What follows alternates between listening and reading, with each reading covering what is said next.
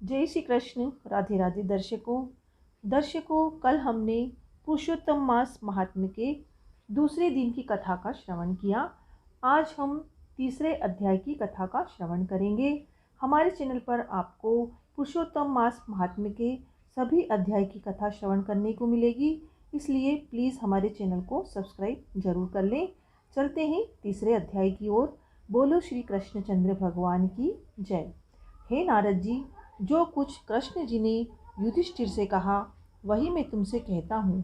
एक समय धर्मराज युधिष्ठिर जुए में दुर्योधन से सब कुछ हार गए, तो द्रौपदी के बालों को पकड़कर दुष्ट दुशासन ने खींचा और वस्त्र भी पकड़कर खींचे, तो श्री कृष्ण भगवान ने रक्षा की। उसके पश्चात युधिष्ठिर आदि राज्य को छोड़कर काम्यक वन को चले गए।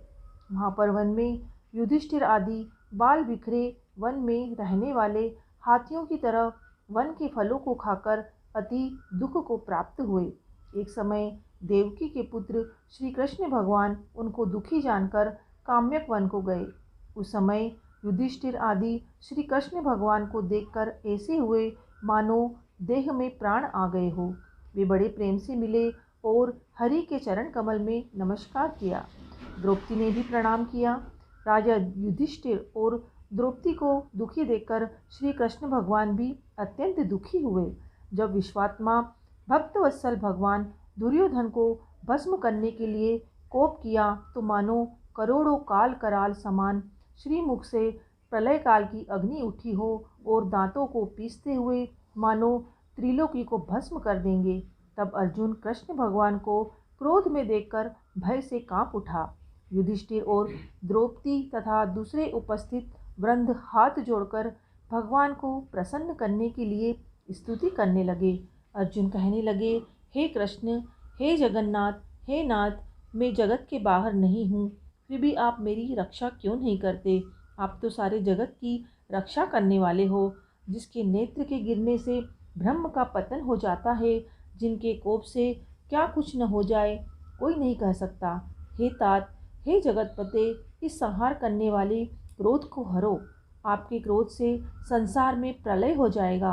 भगवान कहने लगे कि हे नारद, अर्जुन इस प्रकार कहकर हाथ जोड़कर श्री कृष्ण भगवान नमस्कार करने लगे। तब श्री कृष्ण भगवान अर्जुन के इस प्रकार के स्तुति वचन को सुनकर शीतल हो गए। फिर प्रेम से आकुल व्याकुल होकर युधिष्ठिर आदि श्री भगवान को बारंबार नमस्कार करने लगे।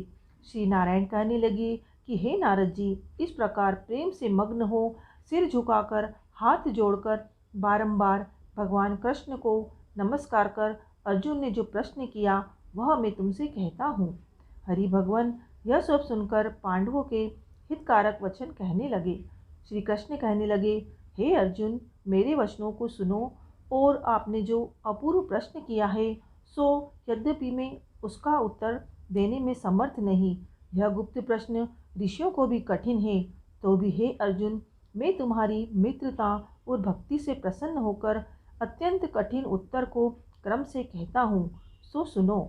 हे अर्जुन, कोई समय में संयोगवश अधिक मास आया, उसको सब असहाय, निंदक, अपूज्य, मल मास और रवि की संक्रांति से वर्जित ऐसा कहते हैं। मल मास होने से स्पर्श करने योग्य नहीं है, कब कर्मों में निंदित है। इस प्रकार लोगों के वचन सुनकर वह मलमास कांतिहीन निरुद्योगी दुख से युक्त मेरे पास आया और वैकुंठ में, जहाँ पर मैं निवास करता हूँ, स्वर्ण के सिंहासन पर बैठे हुए देखकर मुझको दंडवत प्रणाम किया और दोनों हाथ जोड़कर नेत्रों से आंसू बहाता हुआ इस प्रकार कहने लगा। दर्शकों, आज का तीसरा अध्याय यही समाप्त होता है।